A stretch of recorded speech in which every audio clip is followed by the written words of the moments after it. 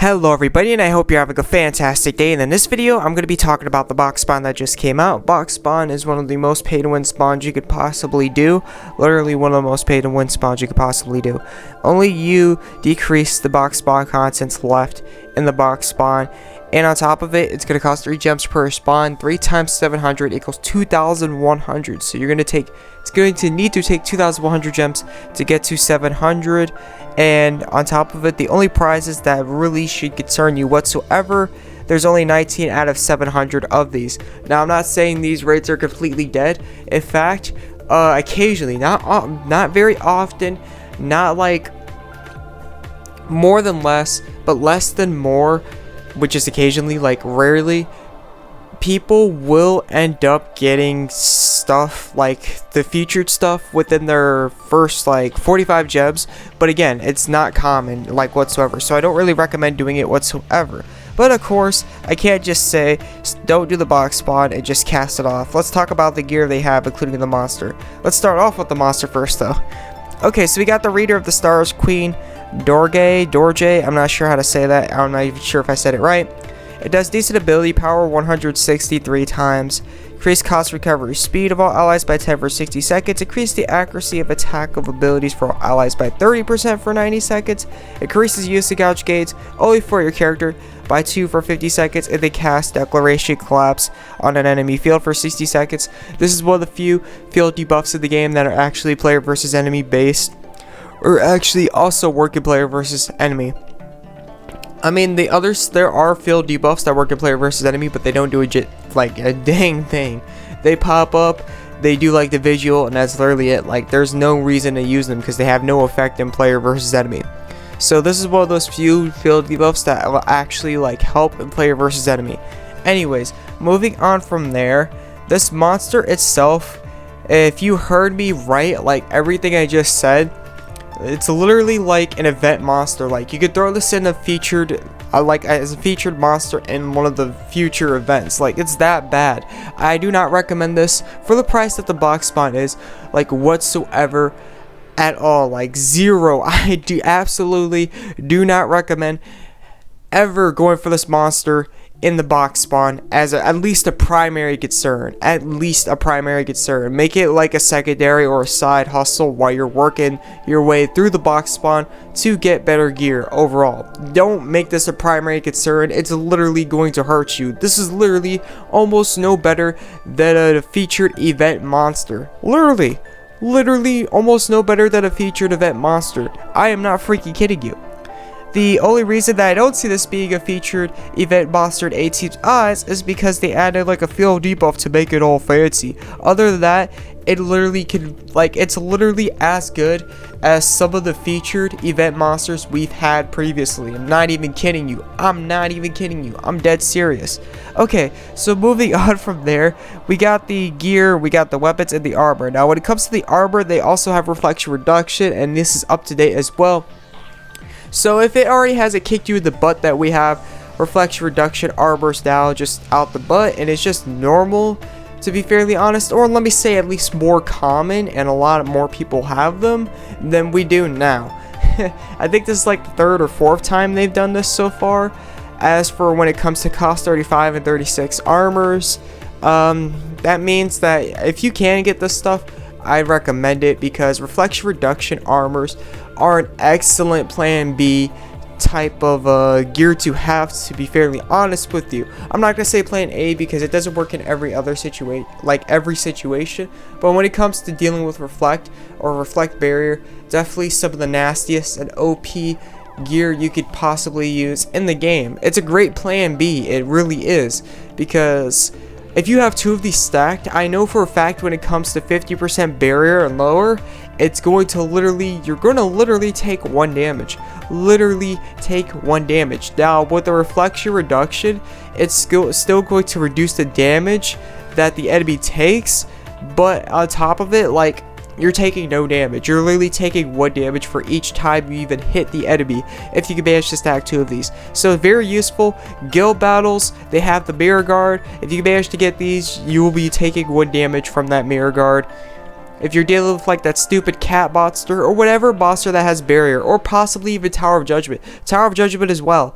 You do damage a Tower of Judgment, they cast that barrier, you ain't gotta worry anymore. You're literally taking 1 damage. And on top of it, the CPUs literally use the same gear set you do. So the CPUs copy you when you're the Tower of Judgment gear set wise. So you and your team doesn't have to worry about dying ever again as soon as you manage to equip 2 of them. One of them, not really, but 2 of them literally gonna take you to literally 1 damage. Like you're gonna take 1 hit, like 1 damage each time you hit the enemy. So very, very good armor. Definitely recommend it. It is an excellent plan B type of gear to have. And then we got the weapons right here. These weapons are literally a mix of 2 weapon sets. I can show you right now. And here we have, where is it? The Sword of Celestial. As you can see, they have the Defender Testament right here. And then we got the Gun of Celestial. So if you remember the Celestial set, 32 cost. It's like got the soldier sword, the officer gear, or whatever. I could show you like an armor piece if you get what I'm talking about. Like right here. This is an armor piece of that set that I've just talked about right here. It's got the Shooter Testament, very good skill. And then it's got the Defender Testament also on top of it for like the sword and then like the gun. So it's a mix of that one, and it's also a mix of the snow set. The snow set has like Xmas gift. This is the reason why. The skill is a regular skill that you can find at least in like 34s and 33s commonly. When it comes to 36 and 35s, well, they don't have 36 weapons. Let me rephrase that. 34s and 35s. Well, 34s, yes, I guess, kind of. But 35s, not so much right now. They do have Xmas gift in this one, though, in the snow set. Well, not just Xmas gift, but they have the Xmas moves. So let me rephrase that. So they do have the Xmas moves in those. And if you go back to the armor, right? Or not the armor, the weapons. Jeez, sorry I can't speak today. If you go back to the weapons, sword has Defender Testament XXL, gun has Shooter Testament XXL. So pretty much like I'm trying to say here is they literally rock with the Celestial, except they have better skills and they give better stats because they have higher costs. So they give a lot more gear score, and then they have a better skill overall that procs more. It increases more of like the ability power overall, maybe even by 1, but still an increase of ability power overall when it comes to that skill. Or these skills, to be fairly honest. So they are literally a better version of those Celestial weapon sets. And then they are also a combination of the snow stuff because they have the Xmas abilities. The best ones, ability wise, is the Xmas candle, the Xmas gift right here for the scythe, and then the staff, and then the relic, the Xmas party. These right here are very excellent abilities to replace the attack. I'm not going to say the best abilities, but they're definitely up there. They're some of the best abilities to replace the attack overall.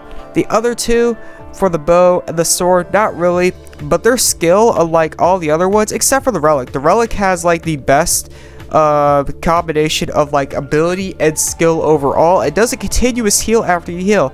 She has to tremendously increase the amount of HP healed when using a healing ability. Heals the target for 5% of their maximum HP every 5 seconds for 10 seconds. So if the skill goes off, it casts like a continuous heal. So that is super freaking good.